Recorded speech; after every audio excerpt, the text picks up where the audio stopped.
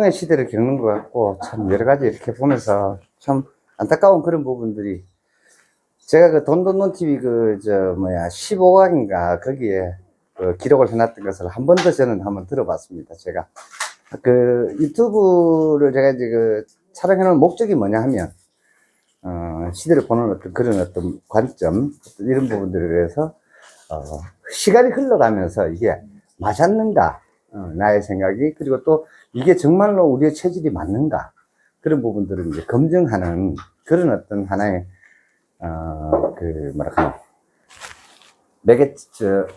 매체다. 그러니까, 근거가 되고, 그랬으면 하는 그런 생각인데, 아무튼 간에, 이번 주에 하여튼 다양한 또 2주 동안에 이렇게 뉴스가 제가 하는데, 아시다시피 지금 계엄이 어떻고 저떻고 난리가 났습니다. 그죠? 예? 그죠? 참, 그걸 보면서, 그래, 우리가 어떤 문제와 사건이 발생을 했을 때, 그것을 대하는 또 태도를 보면, 또, 현 상황을 더욱더 이렇게 잘 알 수가 있죠, 사실은. 근데, 이렇든 그렇든지 간에, 우리는 우리의 길을 가는 겁니다. 저는 오히려 지금 이 시기가, 우리에게는 오히려 천재유리의 기회가 아닐까라는 생각을 하고,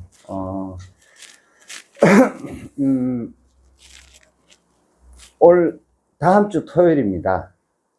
12월 14일 날, 아마 국내의 기업으로는 아마 최초로, 바이낸스에서 발카리에 실사를 오게 되어 있습니다. 지금 현재. 그래서, 바이낸스로 아마 직상장을 하지 않을까. 비싸면 거의 효과로는 한 100배 정도 이상 되게 됩니다. 그래서, 방문단이 들어와서 실사를 한 일주일 정도 하게 된다고 해요. 근데 제가 이제 본사를 들려받고 보안이라든가 이런 부분들이 철저한 데다가, 성수 AK 그 파크에, 성수역이 왜 핫플레이스잖아요. 그죠? 아시죠? 예, 바로 거기 있어요. 본사가. 그러니까 거기, 처음에 갔을 때하고 비교도 안 될 만큼 차세가 확장했다 해서 거의 한 4층 정도를 다 쓰고 있어요. 지금. 처음에 한 층이었었는데, 그렇게 하고, 철저하게 보안이 하여튼, 되어가 있고요. 그래서 하여튼 거기를, 제가 봐서는, 제가 이제 여러 그런 이제 가상자산 관련된 플랫폼 그런 기업들, 사모투자조합이라든가 투자 벤처 캐피탈들을 통해가지고 여러 기업들을 이렇게 해봤지만, 실제로 게임 회사도 여러분 가보시면, 아무것도 없어요. 사람밖에 없어요. 네이버도 카카오도 똑같습니다. 플랫폼 회사들이 공통점이거든요. 그 예를 들어서 무슨 대단한 어떤 그게 있는 게 아니라, 전부 다 어떤 이 브레인, 두뇌를 이용한 어떤 그런 비즈니스이기 때문에, 근데 특히나 이제 우리 같은 경우에는 이제 그런 부분에 보안이 아주 핵심적인 어떤 영역이고, 끊임없이 이제 프로그램들이 만들어져 있고, 그게 이제 조금씩 이제 세상으로 이렇게 드러나고 있는 그런 상황입니다. 그런데 하여튼, 트럼프 행정부에서 지금 가시화되는 그런 부분들 드디어, 비트코인도 이제 10만 달러가 넘었습니다. 그죠? 예. 이게 한번 뚫기 어려워서 그렇지. 뚫었다 하면 그다음부터는 쉽습니다. 그래서 1억 뚫기 어렵습니다. 그 다음 뚫기가 제가 말씀드렸죠. 3억 뚫기 어렵다고. 예. 그리고 3억 뚫기 어렵고 5억이 넘어가면요. 그럼 10억은 이미 반드시 간다라고 그래 보시면 돼요. 그게 시대가 흘러가는 흐름이에요. 근데 가기는 가되 그냥은 안 가요. 조정을 받아가면서 간다. 항상. 그렇게 하기 때문에. 그리고 트럼프 행정부에서, 예를 들어 재집권이 없잖아요. 그죠? 연장이 없는 거야. 8년을 하는 거기 때문에. 그래서 견고하게 많은 어떤 제도와 그런 것들을 결정이 되는 그런 어떤 입법과 다양한 어떤 제도들을 만들어 갈 것으로 생각이 됩니다. 그래서, 저는 기대를 좀 했었었는데, 뜻밖의 생각지도 않은, 어쩌면은 이런 어떤 요동이,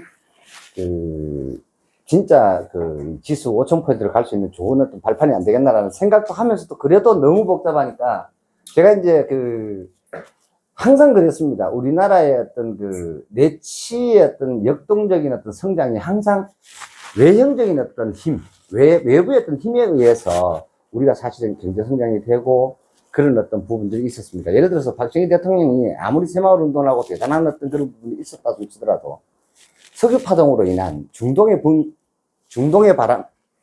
봄이라는 그런 어떤 기회가 없었으면 꽝이었고요. 또 그 앞서서 월남전이라는 어떤 그런 커다란 이슈가 없었으면 우리 꽝이겠습니다. 아시다시피, 패망한 일본이 저렇게 급속도로 성장할 수 있었던 이유는 우리나라의 6.25 한국 전쟁이었습니다. 이건 누구도 경제사에서 거부할 수가 없다라는 거죠. 그래서 그런 어떤 부분으로 봤을 때, 그래서 저는 이제 오히려, 우리에게는 이게 굉장한 기회가 될 것이다라는 생각들을 했었었는데, 하여튼 그런 여러 가지 어떤 제도, 법, 이런 어떤 부분들이 간간히 이번 주에 하여튼, 한 두세 가지 정도, 한 2주간 동안에 나타났었어요. 그 중에 하나가 뭐냐면은, 그 신문 뉴스에 났는데요.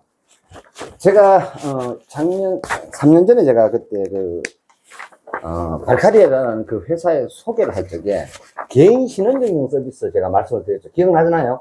DID 서비스. 이것이 이제 드디어 시행이 된다고 지금 신문에 났습니다. 예. 근데 이게 이제 개인 신원증명인데,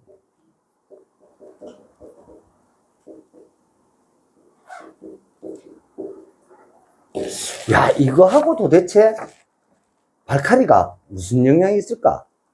이 개인 신원증명 서비스는 무슨 얘기냐면요, 이런 거예요.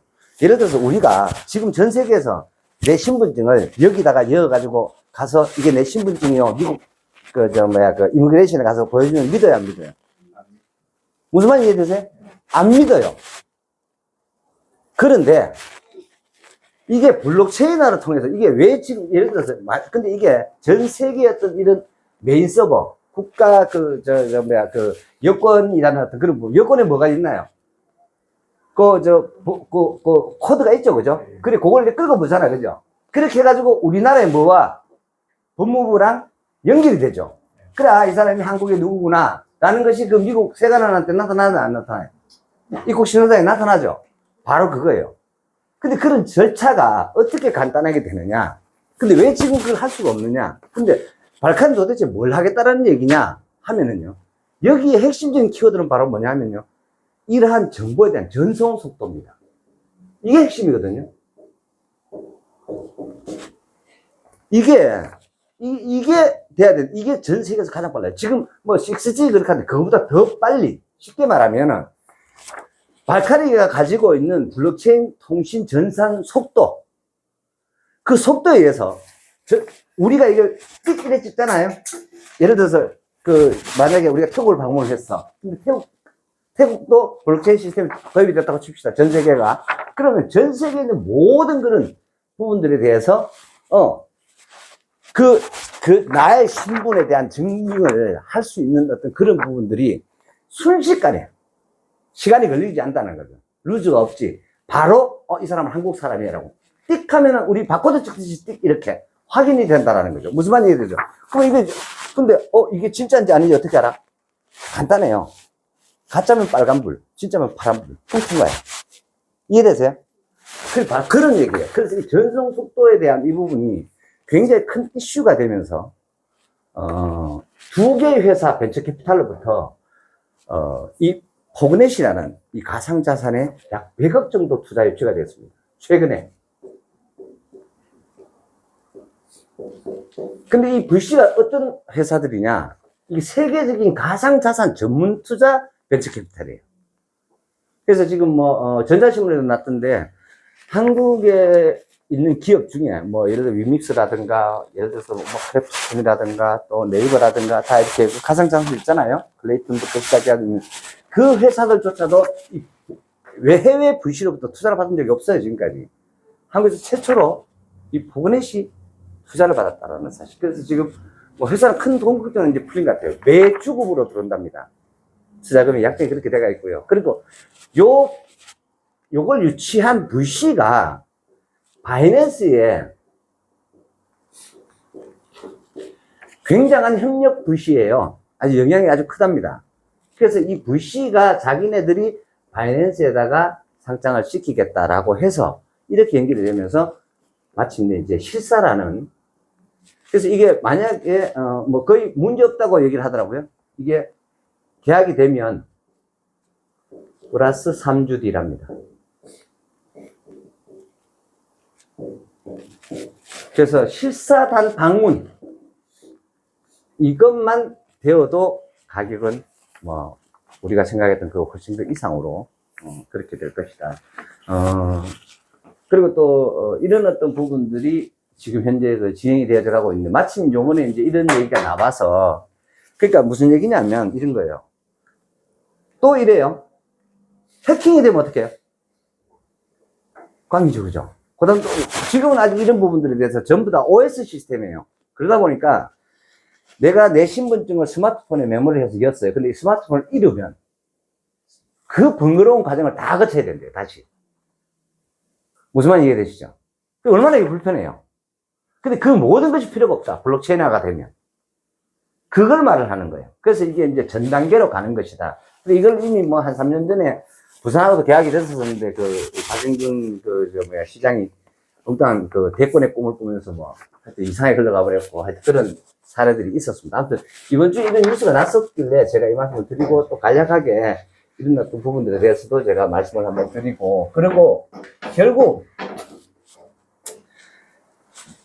제가 항상 말씀을 드렸잖아요. 어찌됐든 간에 제2기 트럼프 행정부에서 이 가상자산에 대한 부분을 굉장히 많이 시장을 어때 확대한대요, 축소한대요? 확대한다고 그러잖아요. 여기에 핵심은 뭡니까? 이 가상자산의 핵심은요, 자꾸 사람들이 돈에 대한 생각, 제가 뭐라고 말씀드렸어요? 보안이라고 말씀을 드렸죠. 보안. 이게 가장 핵심인데, 그래서 이게 보안이라는 것이 블록체인이다. 그래서 이 블록체인을 통해서, 근데 문제는, 자, 지금 이제 우리가 이렇게, 이 부분을 통해가지고, 예를 들어서 해외 거래소에다가 샀다가, 또 거기서 현금화 시켜서 국내로 옮겨갈 때, 트론이라는 걸 이용해서 오잖아요. 이번에 보면은, 그동안 트론이 별로 그렇게 소외됐어요. 그죠? 근데 이번에 쇼크 사태가 딱 터지면 어떤 일이 생겼어요? 트론이 폭등 100% 올라버렸죠? 바로 그거예요. 유용생, 이런 어떤 사태에서는 이것보다 더 좋은 게, 반대로 다 폭락을 했어. 근데 트럼만 폭등을 했어요. 거의 100% 이틀 동안에. 무슨 말인지 이해가 되시죠? 그래서 그런 어떤 부분들을 보면서, 이런 거구나. 다음에 또 기회 있습니다. 그럴 때 그런 것을 선택할 수 있는 눈을 가지셨으면 좋겠어요. 또 기회 있으면 틀림없이. 그렇게 하기 때문에, 그래서, 왜 그렇게 바꿔서 오느냐. 트론이, 쉽게 말하면 트래블러에 의해서 만약에 비즈니스라는 거래소에서 빗성으로 오는 속도가 비트코인을 사가지고 빗성으로 보내는 속도하고 트론으로 바꿔가지고 와서 근데 미국의 빅엑스라는 거래소의 거래 가격이나 한국의 빗성의 가격이 차이 나야 안 나요? 거의 안 나죠. 그러다 보니까 빨리 가져오면 내가 빨리 뭘로 할 수 있어요? 환전할 수 있어요. 현금할 수 있잖아요. 이해되시죠? 근데 비트코인을 예를 들어 내가 만약 빅엑스에서 사놨다고 칩시다. 3일 뒤에 결제가 되는 거야. 그러면 증권사하고 똑같은 거 아니야? 이해되시죠? 근데 미국이면 더 걸려. 어떡할래? 이해되세요? 무슨 얘기인지. 그래서 이 전송속도라 해가지고 TPS라고 합니다. 이 전송속도는 굉장히 중요합니다. 그러니까 우리가 인터넷의 그 속도, 우리가 2G, 3G, 그리고 인터넷도 지금 이제 몇 메가다 이렇게 하면서, 우리 과거보다 어때요? 노트북의 그 속도도 굉장히 빨라졌죠.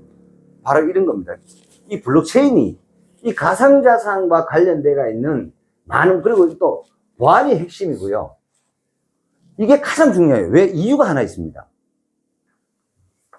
이런 것들을 볼 줄 아셔야 되는 게 뭐냐면, 보안이 중요하고요. 그 다음에 탈중앙화라는 것에 대한 부분을 우리가 좀 아셔야 돼요. 이게 무슨 얘기냐. 자, 지금 발권을 누가 해요? 전 세계 모든 화폐 발권을 누가 해요? 중앙은행이 하죠. 그럼 중앙은행이 발권부터 시작해서 관리부터 엄청난 비용이 들어야 안 들어요? 안 들죠? 들죠? 근데 만약에 이 가상자산의 탈중앙화는 발권을 누가 하나요? 발권을 누가 하나요? 아닙니다. 그것도 틀렸어요. 시장이 합니다. 시장이 합니다. 이게 탈중앙화입니다. 아니요, 시장이 결정하는 거예요. 예. 그러니까, 백스라는 부분들이 만들어지잖아요. 그러니까, 지금 유용성에 대한 백스가 만들어지는 거잖아요. 그죠? 그러니까 하니까, 그런 어떤 부분들이 시장에 의해서, 근데 그게 시장에서 비트코인이 지금 아무리 생각해도 여러분들도 이해가 좀 안 되지 않나요? 맞잖아요, 그죠? 아니, 저는 지금 비트코인이 뭐 1억 넘어간다 그렇게 하지만은, 솔직히 말씀을 드리면, 이해가 안 되잖아요. 이 부정할 수 없는 사실이잖아. 근데 문제는, 이 비트코인 몇 개면 집을 살 수 있어, 없어? 있어, 이게 문제인 거야. 그러니까, 나의 이해를 뛰어넘어 버렸잖아요. 그렇지 않습니까? 지금 우리가 그런 시대를 사는 거잖아요. 근데 이게 앞으로 한 개가 10억 간대, 만약에. 그러면 그 하나만 내가 자녀에게 준다라면 어떻게 될 것 같아요? 뭐 증여 상속 이름, 이 탈중앙화가 가지는 이슈는 어마어마합니다. 제가 왜 이거를 제가 돈 돕는 27강에다가 집 팔아서 비트코인 사라고 얘기했는 거기에 보면 그렇게 기록을 해놨습니다. 제가 오래됐으면 이미 4년 전에 5년 전에 뭐라고 얘기했는지 중앙정부의 비용입니다. 코스트가 확 줄어버려. 이거 얼마나 무서운 얘기인지 아세요, 이거?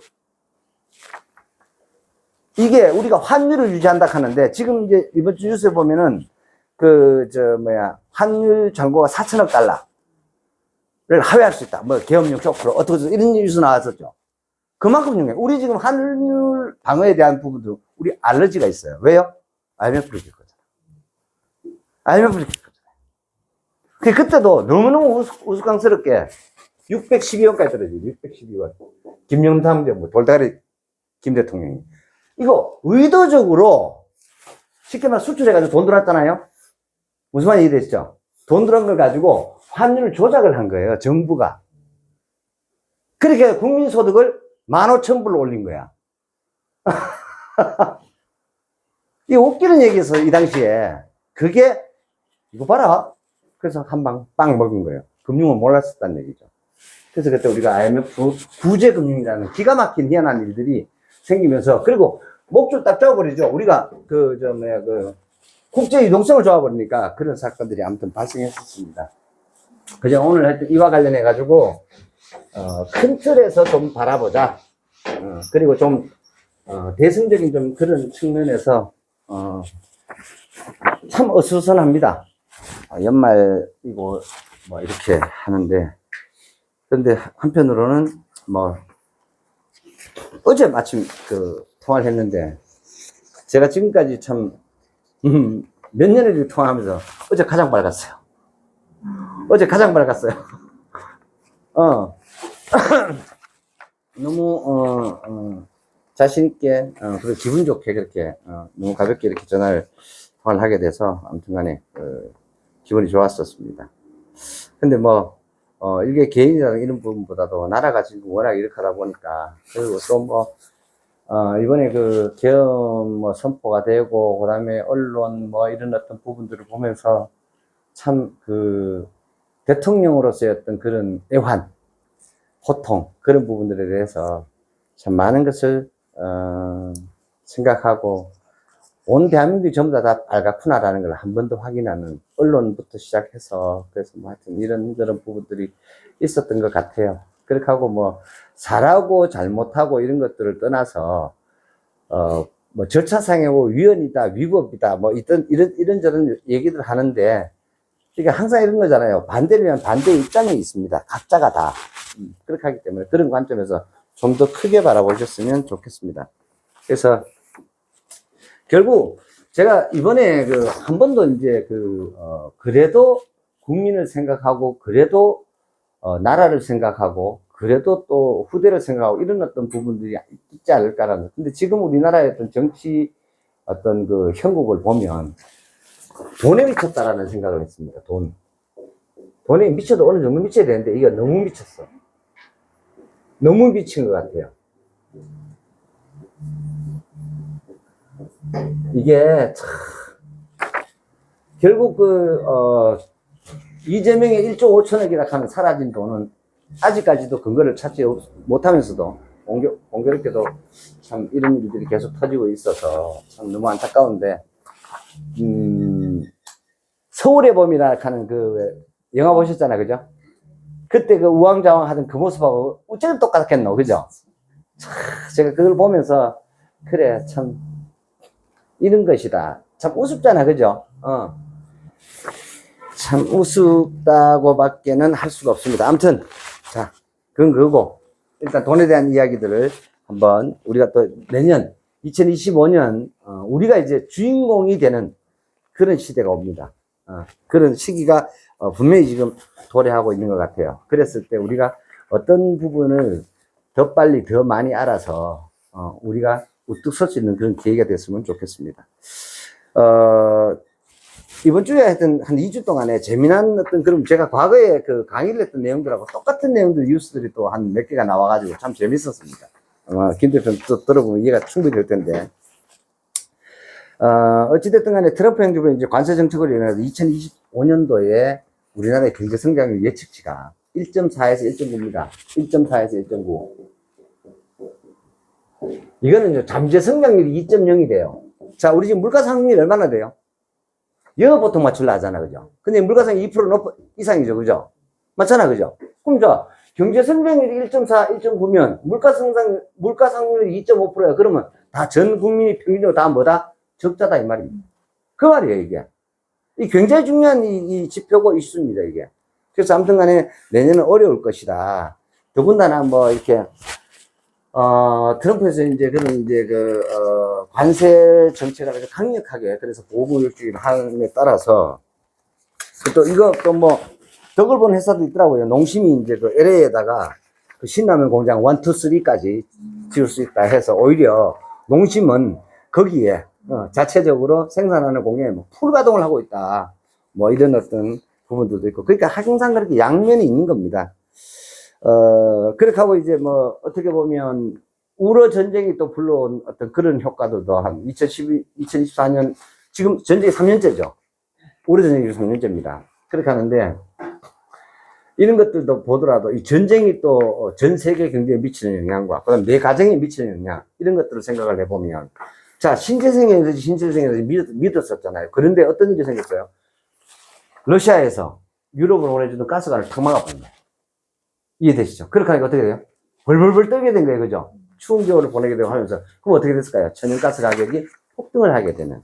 예. 그렇게 하다 보니까 당연히 그 어떤 이 도미노 현상으로 해서 국제 글로벌 천연가스 가격이 올랐겠어요? 내렸겠어요? 당연히 올랐겠죠. 그러다 보니까 거기에 또 그런, 나쁜 부분이 있는 반면에 또 쾌재를 부르는 데가 있어요. 그게 또 우리나라야. 뭔지 아세요? LNG 수소 천연가스 실어 날라야 될 거 아니야. 그러다 보니까 배발주가 어떻게 됐을까요? 엄청나게 많아졌죠. 무슨 말인지 이해가 되시죠? 그래서 그런 어떤 부분들이 실질적으로 이제 그 실적에 반영되는 그런 어떤 부분들이 2025년에는 아마 급격한 속도로 나타나지 않을까라는 생각을 하고 있습니다. 그렇습니다. 항상 경제는 그렇게 서로서로 양면성을 가지고 있기 때문에, 그래서 그런 식으로 그러다 보니까, 이런 어떤 부분들에 대해서 어떻게 보면 정치락 하는 것은, 정책이락 하는 것은 미래지향적으로 해야만 한다라는 거죠. 오늘이 아니고, 그래서 100년 대계로 뭐 교육을 하는 것처럼. 그래서, 전 세계가 지금 이번 그 우러 전쟁을 통해서 우리에게 또 좋은 어떤 이슈가 바로 뭐냐면요. 원전에 대한 부분입니다. 원전. 이 원전 개발을 다시 재시동을 벌이고 있다라는 겁니다. 그런 반면에 또 이 알리백은 그대로 시행하겠다라고 얘기해요. 그럼 얘네들이 그대로 유럽이 2026년부터 이걸 100% 시행하려고 하면 이 원전을 야들이 인정해야 돼 말아야 돼. 이해되시죠? 그게 무슨 얘기예요? 지금 아직까지 이게 딱 중간지대라니까 이게. 노란색, 황색 지대라. 이걸 신재생 에너지 인정을 안 해. 이해되세요 이거? 그래서 여기 아리백의 이 신재생 에너지로 원자력 발전에 대한 부분들이 들어간다라면 얘기는 또 확 틀려진다. 그러면 솔루션이 쏙 커진다. 여러 가지 가변수들이 아무튼 간에 많습니다. 힘의 싸움일 거라고 생각하고요. 어떻게 보면 우리가 이제 그 G7, 신 G7에 지금 가장 반대하는 나라가 누군지 아세요? 일본입니다. 우리가 이 G7 플러스 1 해가지고, G8이 돼야 된다. 그 나라가 바로 우리 한국이에요. 요걸 제일 쌍지폐를 잡고 절대로 안 된다라고 지금 반대하고 있는 놈이 일본이거든요. 그래서 이런 어떤 부분들이 되어지는 이런 어떤 문턱에서 2년 반 동안 바로 이 정치 공방을 통해서 나라가 좌초돼 가고 있었습니다. 그리고 뭐, 지방선거부터 총선부터, 그러니까 대선 이후부터 지금까지 한 게 뭐가 있습니까? 그죠? 그리고 제가 이거는 설령 이런 어떤 부분들이 아니라 손치더라도 문재인 정부에서 과잉 재정 지출, 포퓰리즘으로 인해 가지고 다 잘 먹고 똥 다 만들었습니다. 전 국민들이. 그러나 그것이 반드시 이렇게 후폭포로 온다라는 거죠. 그래서 제가 이 부분을 두고 김상조 공정거래 위원장이 쓴 노말인가 뉴노말인가 하는 그 책을 가지고 리포트를 내라는 거예요. 지난 학기에. 제가 그거를 이만한 책을 다 읽고 조목조목 리포트 제가 A+ 받았다니까요. 제가 말씀드렸죠. 이게 왜 이게 잘못됐는가에 대한 어떤 경제 이론적 논거들을 가지고 제가 실물 경제를 가지고 설명을 이렇게 하면서 꽤나 많은 양의 그걸 했는데 그게 김한수 교수 하는 최한수 교수 하는 그 사람이 하여튼 그런 부분에 좀 이렇게 참여했는데 소속 그런 저거래요. 국세 무슨 연구원 조세연구원 출신자이기도 하고 학자이기도 하고 꽤나 좀 알아주는 사람이 모양인데 그렇게 하는데 그걸 읽어보라고 하는데 제가 조목조목 그렇게 비판을 했는데 뜻밖의 하여튼 그 학점을 그렇게 받았었네요. 어찌됐든지 간에. 그리고 이제 제가 저번에 이제 3주 전에 제가 리플을 말씀을 드렸죠. 그때 얼마였어요? 네? 아니요. 이미 1,000원 넘어갔을 때 제가 말씀드렸어요. 1,000원 넘어갔었을 때 이미 1,100원에서 1,200원 왔다 갔다 할 적에 제가 말씀을 드렸어요. 그렇게 하는데 이게 4,000원까지 갔었습니다. 맞죠? 그런데, 여기서 더 간다라는 겁니다. 결론은. 여기서 더 간다라는 겁니다. 이게 시장이에요. 이게 시장이에요. 우리가 이런 것들을, 근데 이거는 이제, 대표님 어떻게 아세요? 아니요. 시장은 반드시 이렇게 왔었습니다. 지금까지, 수십 년을, 이 경제라는 어떤 이런 경제 모델이 생기고, 경제 원론이 생기고, 애담 스미스의 국부론으로부터 시작한, 그리고 그 이후에 산업혁명까지는 몇백 년 동안에 경제는 이런 모양으로 왔었습니다. 가는 이유가 바로 뭐냐? 이런 거죠. 2017년에 비트코인이 얼마였었냐면요. 최고가 2,780만 원인가 썼어요. 이때의 리플은 4,980원인가 갔었어요. 그리고 이더, 이게 빅3였어요. 이게 500 몇십만 원, 이래 갔었어요. 무슨 말이 되죠? 근데 이게 다 뚫었어. 유일하게 이것만 못 뚫었는데, 얘가 못 뚫은 이유가 있어.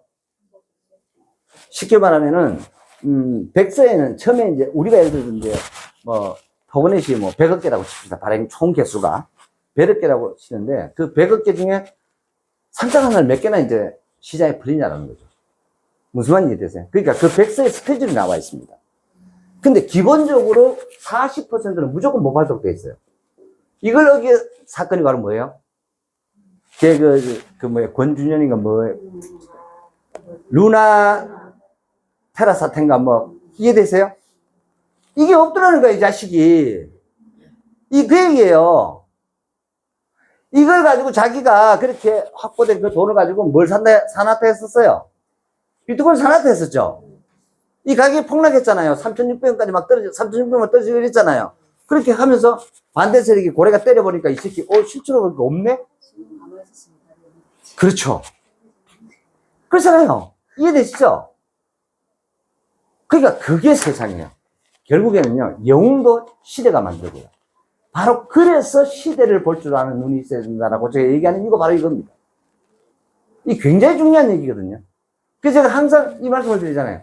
이 세션의 방에 항상 큰 이슈가 하나, 주제가 있어요. 열심히 산다고 해서 꼭 부자가 되는 것만은 절대 아니다라는 거예요.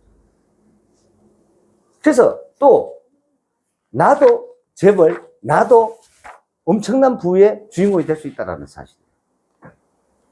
그거 한번 생각해보세요. 60조가 어느 날 갑자기 없어지고, 얘는 지금 외국에서 재판 받게 해달라고 했었고, 아니면 한국으로 미국 간다 했었고, 지금 난리죠, 그죠? 이중국적자라서. 그게 권도형입니까? 그런 사례가 봐요. 근데 지금 만약에 비트코인, 얘가 1억 3천만 원이에요. 4배 올라버렸죠? 그러면 루나테라가 불어났을까요? 안 났어요. 바로 그런 거예요. 시장은 항상 그래요. 그래서, 리플이 시장에 그렇게 백서의 어떤 프로세스대로 그 물량들을 풀어내면서 그거를 가지고, 자, 새로운 투자자들이 들어왔을 거 아니에요. 무슨 말인지 이해되죠? 그 뭐, 프리세일하고, 그 다음 뭐, 1차분, 2차분, 위믹스도 똑같습니다. 위믹스 그렇게 해서 상표 됐다가 다시 들어온 거예요. 왜? 자기네들이 총 발행하는 그 개수를 파악을 제대로 못한 거야. 보고를 했는데 그게 틀렸던 거예요. 이해되세요?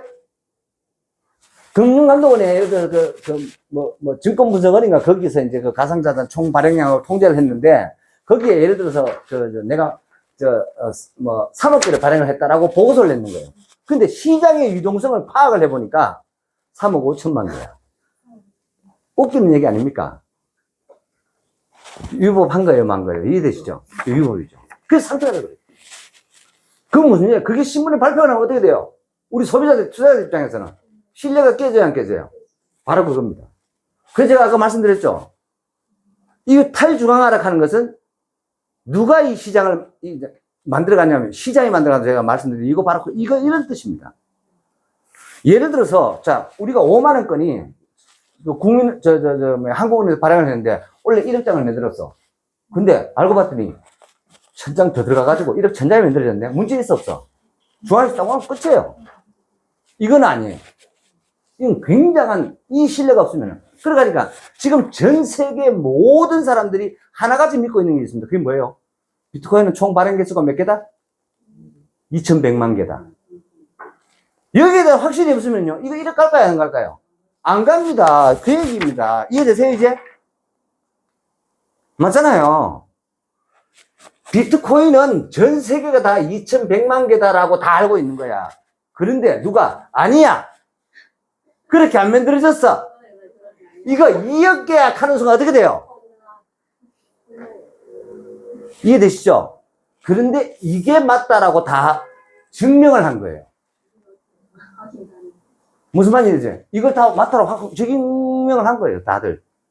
그러다 보니까 이 말이 맞다라는 거죠. 계산을 해보니까 왜? 반감기에서 계속해서 어떻게 돼요? 발행되면 개수가 계속 나왔죠? 그걸 엽출하면 총 개수 나와요 안 나와요? 나오죠. 맞더라 이 말이. 검증이 된 거예요 이게. 그러니까 가격이 가는 겁니다. 그럼 그 이후에 이걸 발판으로 한 여러 가지 알트들이 생겼을 거 아닙니까? 아류코인들이. 그 생길 때는 백서에서 이더리움은 처음부터 발표해서 어떻게? 발행 개수가 뭐다? 무제한이다. 그리고 시장에서 너희들이 책으로 해서 가. 수학 문제 풀듯이 풀어가지고 책으로 해서 가져가. 무제한입니다. 이더리움 발행 개수가요. 이렇게 이된 지금 이렇게 얘기하더라고요. 제가 역시 그 주요였어요. 그런 어떤 부분들은 역시 현대편은 0.1%다. 창조자고 리더자다. 일론 머스크 같은 사람이다. 라는 생각을 제가 한 번 더 했습니다. 이번에 100억 정도 그렇게 두 개 회사 투자 들어온 핵심이 뭔지 아세요, 여러분? NFT입니다. 부동산 개발 NFT. 이걸 시스템적으로 충분히 가능하다면 금융적으로 증명을 했다라는 거죠, 그 사람들이. 이 말 맞아. 근데, 야, 그거 좋아. 이거 어떻게 세계화 시킬 건데? 내 속도 가지고 있어, 이래 된 거예요. 무슨 말인지 이해되세요? 그 속도가 증명이 되면서 투자를 받은 거예요. 두바이에서 받았다고 합니다. 두바이 소식을 사실 한 1년 반 전에 들었어요. 두바이에서 투자 관심 있는 모 회사에서 투자자에서 들어오고 해가지고 의뢰를 한 적이 있다. 그리고 자기가 몇 번 갔다 왔다. 이렇게 들었는데, 그동부터 깜깜 소식인 거예요. 그래서 결국에는 이제는 거기 이제 투자 자금이 들어오고 이런 식으로 이렇게 가고 있는 것 같습니다. 아무튼, 자, 리플 얘기를 하다가 얘기 갔는데요. 자, 리플이 지금 다른 것들은요, 제가 최소한 10,000원 이상 간다는 이유가 있어요. 물론, 이게 지금 이제 뭐 4,000원 이렇게 하잖아요. 근데 얘 하나만 누가 물고 늘어졌느냐? 겐슬러. SEC가 해가지고 미국 증권거래위원회에 수장이라 하는 사람이 리플 요거 한 놈만 증권으로 확정을 딱 지어버리면 나머지는 다 몰아가면 되잖아. 맞죠? 요거 증권이야. 야, 너 증권 발행한 거야. 그럼 증권에 발행, 우리 주식 발행하면 세금 다 내야 돼, 말아야 돼요. 이해되시죠? 그럼 여기에 따르는 모든 세금이 리플 이거 증권이야. 이래 된 거예요. 증권이야, 증권 아니야. 이렇게 해가지고 한 4년 끌어보고. 결국에는 리플이 승소가 됐지만 벌금은 냈다라는 거죠. 무슨 말인지 이해가 되시죠? 그 승소는 했지만 전체적으로 컨트롤 받을 때 쉽게 말하면 8대 2야. 야가 2, 리플이 8이야. 이렇게 이긴 거야. 100대 빵이 아니에요. 무슨 말인지 이해되세요? 10대 빵 이러는 게 아니라고. 이런 상황에서 자, 이번에 대선에 리플 입장에서 누굴 밀었을까요? 트럼프를 밀었을까요? 해리스를 밀었을까요? 우문이죠. 제가 지난주에 말씀드렸잖아요. 트럼프를 밀지 않았던 구글, 바로 지금 크롬, 야 분사해, 유튜브하고 바로 지금 독점 위에서 내려왔다 그러죠. 바로 트럼프 집권하는 순간 구글은 쪼가리납니다. 왜요? 돈을 누가 줬어? 해리스한테 투자해. 해리스한테 투자한 것들 다 죽었습니다. 이건 철저하게 돈이 지배하는 미국의 정치사를 얘기를 합니다. 안 그런 적이 없었습니다. 지금까지. 그리고 요번에 그래서 일론이 만든 어떻게 보면은 트럼프가 인정을 하고 있는 거예요. 일론의 어떤 이슈가 자기를 대통령으로 만들었다는 거예요. 무슨 얘기냐면요. 총 모금액이 누가 더 컸을까요? 해리스가 훨씬 더 많았어요. 근데 이게 쉽게 말하면 1대 1.5야. 이만큼 차이가 났어요. 있잖아요. 지금까지 돈 많은 쪽에서 실패한 적이 있다 없다? 없어. 무조건 선거를 하고 많이 모아본 놈이 이겨. 지금까지 대선에서. 근데 이번에 반대가 난 거예요. 근데 여기에 플러스 1월 모은 쪽에 누가 붙어 있었다? 이 사람이 붙어 있었다. 그래서 말이 필요 없는 1등 공신입니다. 그렇게 하니까 트럼프 아들이 일론한테 뭐라고 그래요? 삼촌 이래 된 거예요. 형제 뭐 그래 하겠냐고요. 안 그래요? 삼촌 이렇게 된 거예요. 그게 그런 뜻이에요. 뉴스 다 보셨잖아요. 그죠? 삼촌이라 간다 하잖아. 말이 필요 없어. 아무튼 이런 어떤 상황으로 진행이 되다 보니까 그래서 이 리플도 당연히 트럼프 행정부에 다가 배팅을 했고요. 그렇게 하니까 이 리플의 CEO를 했던 사람을 이제는 이 사람이 지목이 안 되는데 지난주까지만 해도 SEC의 수장으로 후보에 물망에 올랐었어요. 그렇게 하니까 그때부터 더 미친 듯이 가는 거야. 요때부터 시작해서 요게 뉴스가 딱 나오고 나서 더 미친 듯이 가는 거예요. 무슨 말인지 이해되세요? 그렇게 됐던 겁니다. 이게 그렇게 됐는데 자 이번 주에 또 어떤 뉴스가 나요? SEC 수장에 대한 가상자산 규제 권한을 어떻게 하겠다? 제한해. 이런 뉴스가 나왔습니다. 제가 다 올려드렸습니다. 그러니까 우리가 신문을 보면 어떤 글귀, 여러분 이제 강의를 들으시면서 이런 글귀의 말 하나하나 법과 제도에 대한 부분들이 개념이 생기셨을 거예요. 이 굉장히 중요해요. 그냥 읽어서 될 일이 아니야. 이해되시죠? 이 안에 어떤 제도가 있고, 이 안에 어떤 법이 있고, 어떻게 해왔고, 이런 부분들을 알 수가 있게 된다는 거죠. 제한하겠다고 나왔어요. 그럼 여기 제일 큰 수혜주는 누굴까? 비트코인일까요? 리플입니다. 1등 수혜자 리플입니다. 2등은요? 머스크죠. 도지코인이죠. 자, 한번 보세요. 자, 이게 짜면 그래 짭니까? 자, 이게 도지코인의 약자예요. 근데 이게 정부 효율위원회의 약자가 이거하고 똑같아요. 짜면 그래 짜겠어요? 여러분 어떻게 생각하세요? 전 세계에 다 가르쳐 주고 있는데 아무도 몰라. 이게 비밀입니다. 그래서 제가 두 딸들과 아들에게 다 이 얘기했어요. 요거 요걸 탁 보고, 야, 너네 장고 아빠가 뭐 묻지 않는다. 도지반, 리플반찬. 다 100% 다 남았습니다. 얼마든 내 묻지 않겠다. 도지반, 리플반찬. 이런 거거든요. 이런 거거든요. 그리고 이러는 거야. 어제 이제 막내 딸내미 갔다가 아빠 막 신기하고 좋고 뭐 아침에 일어나면 저녁에 자기 전에 뭐 이런다는 거네. 관심 갖지 말아네. 그리고 또 대부분 하는 말, 이거 뭐 좀 높은 가게 샀다가 어쩌고 저쩌고 뭐 좀 저에서 사야 되는 거 아니야? 아니, 너 강의 들어야 되겠다 내가. 투자는 수익을 내기 위해서 사는 게 아니다. 인생을 받기 위해서 사는 것이다. 착각하지 마라. 착각하지 마라. 한 번이면 끝나는 그 인생을 왜 많은 사람들이 못하냐는 거지. 바로 그런 눈에 보이는 내 생각 때문에 내가 인생의 정점을 가지고 못한다. 많은 사람들이 그렇게 살아요. 제가 미치는 소리 들어도요, 평생 이 부분에 대해서는 제가요, 왜? 이거 간단합니다. 제가 전국에 많은 사람들, 선거 혜택한 사람들 많이 찾아가 봤잖아요. 만나봤더니 똑같아. 그래서 부자 되면 한 가지밖에 없다고 제가 그 말씀 드립니다. 자신있게 얘기할 수 있습니다, 이거. 그렇습니다. 한 번으로 끝나는 겁니다. 어제, 오래간만에, KBS 보도국장 하셨던 김승현 아나운서, 이제, 뭐, 동양이고 또 형, 동생 하는 사이라서, 이제, 만나러 딱 갔더니, 거기 이제 노래를 그분이 굉장히 잘하세요. 그래서 뭐, 노래 교실 이것도 하고, 뭐, 이제 하는. 거기 딱 갔더니, 내가 자산 관리했는 사람을 아느냐고 묻는 거예요. 근데 그 사람 건물 지은 것부터 땅 사준 것부터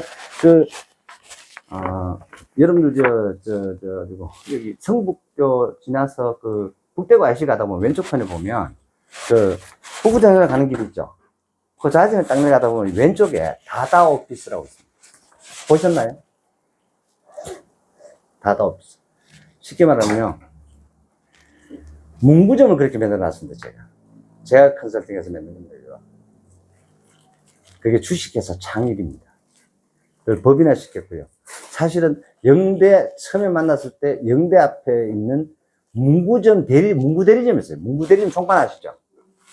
그 총판하는 그런 부분인데, 이제 외형이 커지고 하는데, 여기 핵심 키워드가 뭐였던 줄 아세요? 이 사람의 성장 동력이 문구점인데, 뭘 해가지고 사실 돈을 모았냐. 제가 딱 들어서 재정 분석을 딱 해버렸더니, 프린트기 아시죠? 바로 그 프린트기 임대, 대여. 거의 전국에서 일이 먼저 했던 사람이에요. 먼저가 답이었어요. 그러다 보니까 그 관련된 프린트기 쓰는 회사에서 쓰는 사무자재, 문구들 어떻게 됐을까요? 이해되세요? 하나를 뚫고 들어가가지고 그 시장을 지배했어요. 그래서 그런 상황에 세무조사 받고 이렇게 하니까 막 정신이 없어질 거 아닙니까? 이 사람 참 재미난 사람입니다. 전도사도 했다가요. 절에 주지도, 스님도 했다가요. 그 다음 또, 뭡니까, 뭐예요, 노숙자였습니다. 재미난 인생을 산 사람이에요. 그래서 제가 만나봤더니, 하여튼, 골 때, 얘기 들어보니까. 근데 어찌됐든 간에, 당신한테 기회가 왔어. 그리고 사이클도 괜찮아. 거기다 가족일 막, 당뇨 고혈압에다가 막 끝내줘. 이거 돈 되겠다. 그래 보니까, 가족들 중에, 이놈 말고 정리일런들은 벌써 죽었어. 원래 그런 거예요. 인생이 그래. 그래, 아무튼 그런 건 치아보고. 그래서 내가, 이 사람 된다. 이래가지고, 관리를 하게 돼서 보험료도는 월 한 800만원 정도? 그럼 일시납하고 뭐 이렇게 저거 했었었는데, 저는 10만원, 20만원짜리 그런 거 계약을 해본 적이 없어가지고요. 그래서 이제 그렇게 자산 관리를 해가지고 지금은 이제 굉장히 그렇게 하면서 그걸 이제 법인화를 시켰습니다.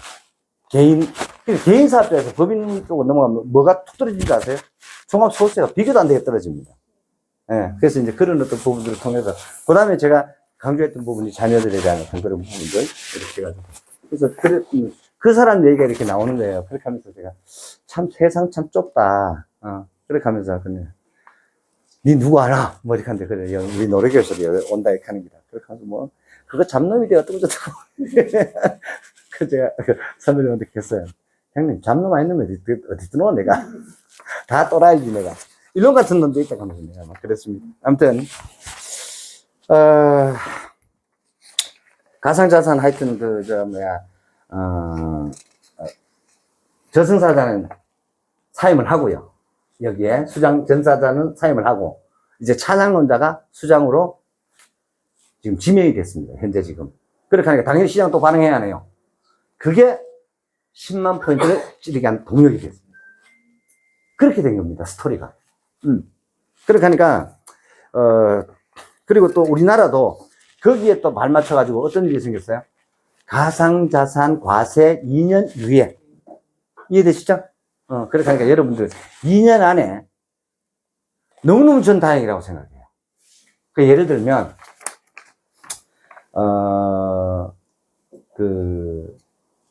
만약에 예를 들면 포그넷이라고 치죠. 내가 만약에 10만 개를 가지고 있다 칩시다.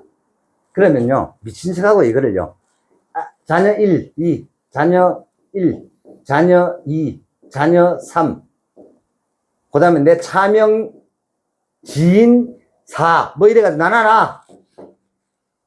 이 가능해요. 지금 해야 되는 거야, 이게.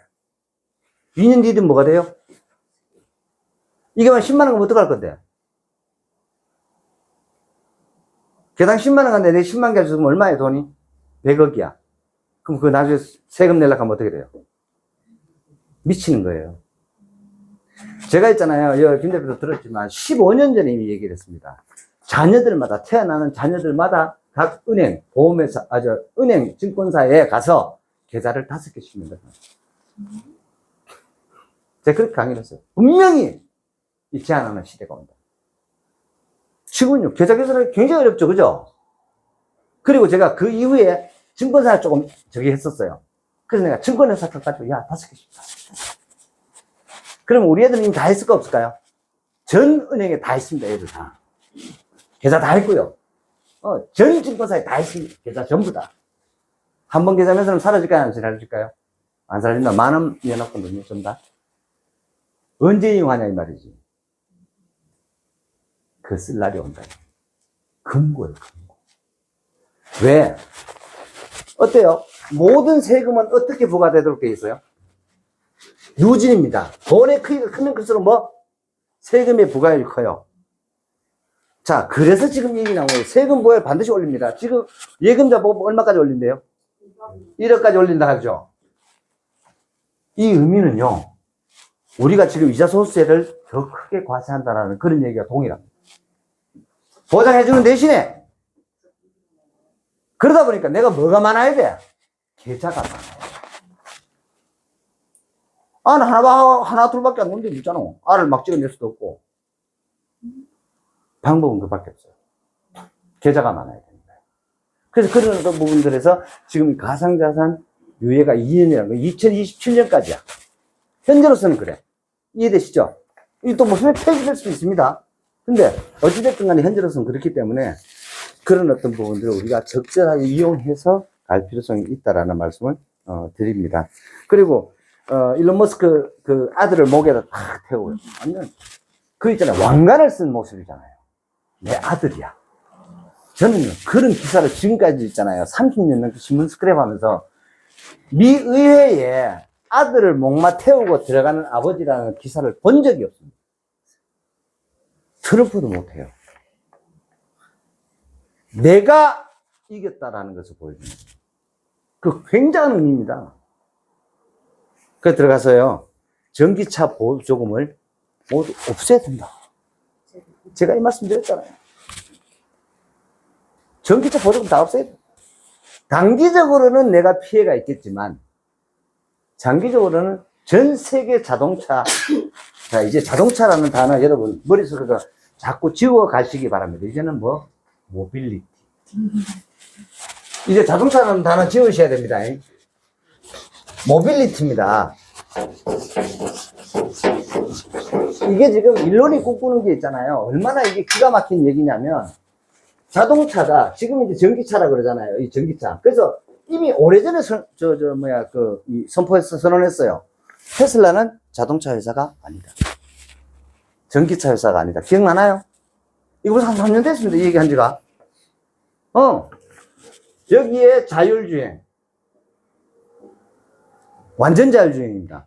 그 다음에 UAM. 도시망공까지. 그 자율주행의 이 UAM이라는 이 부분이 뭐? 로보택시 이렇게 되는 거예요. 모든 시스템이 이제 이렇게 가는 겁니다, 이제. 그런데, 여러분 혹시 그 쇼츠에 보면은 그 혹시 유튜브 그거 보셨는지 모르겠다. 그, 드론을 쏘는, 잡는 총을 빵 쐈어요. 그럼 드론이 그거 탁 들어붙어서 같이 떨어져. 근데 말이에요. 드론이 막 날아오는데 왜 이게 갑자기 폭발하거나 아니면 격추가 되거나 떨어질까요? 전파방입니다. 그 교란을 시키는 거예요. 전파 교란을. 이게, 이런 폭탄이 있습니다. 옛날에 하는데 기억이 없어요. 무슨 MPG인가, 무슨 그런 EMPG인가 하는 그런 폭탄이 있거든요. 근데 이 모든 메커니즘도 기존에 지금 우리의 통신, 이 전파 메커니즘 아니에요. 근데 이게 전부 다 한꺼풀 덮어 씌워지는 걸 가지고 뭐 블록체인화 된다 이런 뜻이거든요. 보안이. 그래서 이런 것으로 아마 될 것처럼 보입니다. 어찌됐든 간에 이런 상황 속에서 그냥 보세요. 욕도 먹고 막 그랬지만 결국에는 끝끝내 시장에다 확신해가지고 버텼던 두나무가 누구의 최대? 업비트 아시죠? 우리나라 1등은. 업비트 최대주주의 두나무. 거기에 최대주주가 송치현이라는 친구야. 근데 이 친구가 얼마를 가지고 있다? 비트코인을? 14,666개. 웃기는 얘기잖아요. 그죠?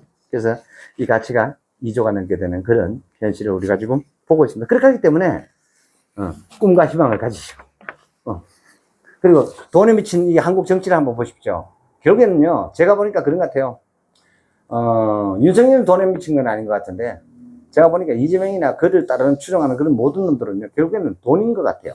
대통령 왜 하락하는 건데 좋아지라는 건 내가 가만히 보니까, 이제 내가 눈에 딱 보이네. 돈이는 돈. 이것들이 전부 다. 노무현 재단부터 시작해. 여러분, 이명박 재단 그런 거 있습니까? 없잖아. 그죠? 박근혜 재단 이런 거 있습니까? 없잖아. 그죠? 근데요, 재단 문화가 어디서 또 우리나라에서 생겼을까요? 박정희 대통령 있잖아요. 정수회라고 그 재단이 있잖아요. 박정희가 출연한 거 아니에요. 그 형제들이 출연한 것도 아니고, 그 자녀들이 출연한 것도 아니에요. 국민들이 출연해서 만들었어. 그랬더니, 도둑질 해가지고 김대중도 했고요. 노무현도 도둑질 해가지고 했고요. 있잖아요. 그런 것들이 조금 드러나니까 어떻게 자살하고 차고. 죽는 게 무슨 유행인 거예요. 그래서 그런 어떤 부분들이 참 안타깝게 생각합니다. 이런 과정 속에서 엔비디아에 드디어 삼성전자의 HBM이 승인을 받았습니다. 그리고 이번 주에 하여튼, 여러 가지 어떤 이슈들이 참 많았었는데요. 그런 반면에, 금리 인하가 됐죠. 금리 인하가 지금 3.25에서 3.0으로 이제 금리 인하가 됐습니다. 인하되니까 주식시장이 즐겼어요? 아니면 어떻게 됐어요? 폭락을 했어요. 이유가 뭔지 아세요? 맞네. 세계 경제가 너희 나라를 바라보는 너네 한국 내년 경제 성장률을 1.4%로 보는데 맞네. 이래 돼버린 거예요. 너 경제 안 좋은 거 맞네. 들통난 거예요. 이해되세요, 이거? 못 버틴 거야. 왜, 이 기준금리하고 제가 뭐가 영향이 있다 했어요? 환율력. 이게 절대적인 영향을 가지고 있습니다. 이게 3.0으로 딱 됐을 때요, 1340원인가 이렇게 떨어졌었거든요. 이번에 개업 조건 하면서 1450원 간 거예요. 아시겠어요? 못 버틴 거야, 이게. 그래가지고 이렇게 내릴 수밖에 없었다고요. 무슨 얘기냐? 내부적으로는 부동산에 대한 어떤 그런 리스크가 있어. 그러나 이거 외부적으로는 문제다. 우리 다 뭐 해야 되는 나라예요? 수입해야 되는 나라야. 우리 아무것도 없어. 자, 개인 가계의 유동성은 가처분 소득이라고 그러죠. 그것은요, 전부 부동산으로 다 묶여버렸어. 세금은 계속해서 많이 나와. 지금 소비도가 돌아가야 안 돌아가요? 안 돌아가죠? 그렇게 하는데, 계속해서 들어와야 어찌됐든 간에 내부적으로 돌아갈 거 아니야. 그러면 우리 수입 단가를 낮춰야 돼요? 말아야 돼요? 낮춰야 돼. 이거 계속 가버리면 어떻게 돼요? 이걸 낮춰야 되는 거예요. 그래서 이렇게 낮춰놨더니 이번 쇼크를 해버렸다니까요. 이게 이렇게 되는 반면에 주식시장은 어떻게 반응을 했냐? 오히려 지금까지요, 금리 인하가, 보통은 시장이 호재입니다. 기준금리 인하가 증권 주식시장에는. 그런데 뭐가 됐냐? 지금까지 아니다. 한국 경제 아주 대실하다, 튼튼하다 하는 그 말에 대한 들통이 나버린 거예요. 그렇게 하고 시장은 반응을 합니다. 외국인. 죽기 살기 갖다 때리는 거죠. 그렇게 해서 지금 뭐, 한 2주째 지금 이렇게 하고 있죠. 지금 거의 지금 그러는 상황입니다. 어찌됐든 간에 참 너무 안타깝습니다. 어찌됐든. 근데 아까도 제가 그 말씀드렸죠. DID 서비스 이런 부분들은 아까 지금은 이제 뭐 여기다가 신분증 심는 정도가 아니고요. 등기부등본 띄는 거. 그 다음에 우리 지금 다 공인인증서로 다 하잖아요. 그게 전부 다 여 안에 여러분들을 증명하는 블록체인 코드들이 각 정부 전산망부터 해가지고 인감 띄고 뭐 중로 초번 띄고 뭐 띄고 이런 거 있잖아요. 전부 다 이걸로 가능합니다. 그게 진짜 제대로 된 DR이 서비스입니다. 그리고 또 어디서 다 된다? 전 세계에서 뜰 수 있습니다. 전 세계에서요. 이거 지금 얘기를 하는 겁니다. 그래서 이게 엄청난 이런 부분. 그리고 이게 생각보다 그렇게 어떤 고비용 이런 부분이 아니다. 그래서 그 안에서 수수료로서 쓰여질 수 있는 그런 것들이 일종의 코인이다. 비용이다. 그러니까 전자화폐라고 그러잖아요. 그죠?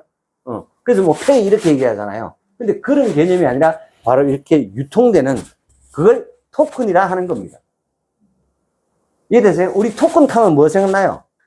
우리 옛날에 버스 탈 때 뭐 했어요? 승차권 토큰이라 했죠. 기억나나요? 그런 개념이다 이 말입니다. 그게 토큰 개념이에요. 원래 그런 의미입니다. 자, 한 10분 쉬었다가 하도록 하겠습니다. 예.